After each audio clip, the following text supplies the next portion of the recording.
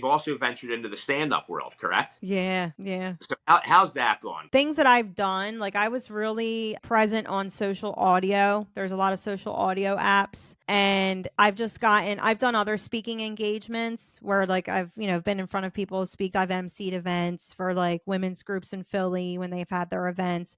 So I think kind of getting that initial fear of getting up in front of people and speaking, I think you got to get that out of your way first, because then comedy is like a whole other beast within itself. Because not only do you have to get up in front of people, you also have to be funny.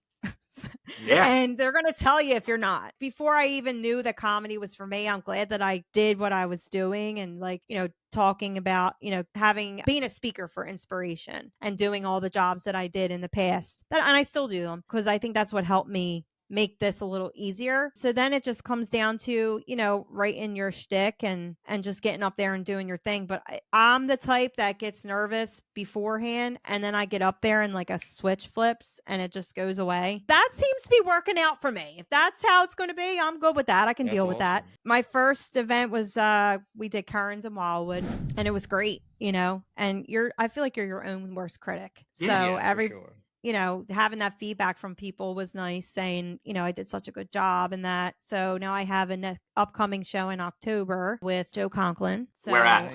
I'm excited for that at Currens Tacony. He became like a staple of like WIP. JoeConklin.com. I get nervous meeting people that I respect for their professionalism and their accolades, right? Like if you, or if you're like a fan of somebody. Yeah. I get nervous meeting those people because what if they're like an actual asshole in real life?